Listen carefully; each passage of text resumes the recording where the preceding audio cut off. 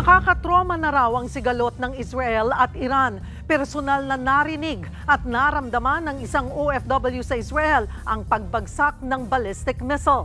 Nasa frontline ng balitang yan, si Rainiel Pawid, exclusive.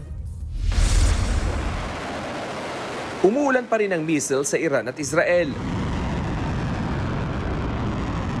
Nawasak ang research building, ospital at iba't ibang establishmento sa Israel.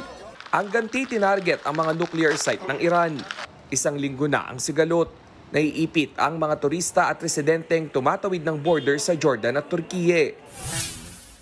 Ang OFW na si Gwen Igne na nasa Central Tel Aviv sa Israel, napapaisip ng umuwi.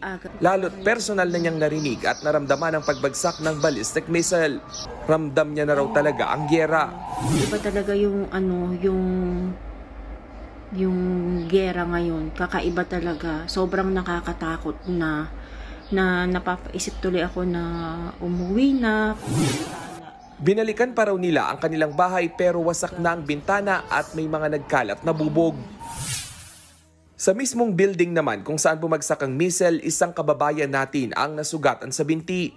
Nasa maayos naman na siyang kondisyon ngayon.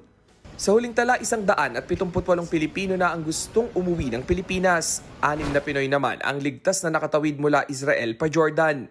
Kabilang dyan ang OFW na si Engineer Edsel Sarkilia.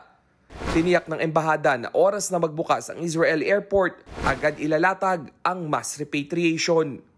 Nagbabalita mula sa frontline, Rainiel Pawid, News 5. Mga kapatid, Cheryl Cosim po, huwag maging huli at maging una sa lahat sa balitaan. Para sa tuloy-tuloy na talakayan sa Frontline, mag-follow at mag-subscribe sa social media pages ng News 5.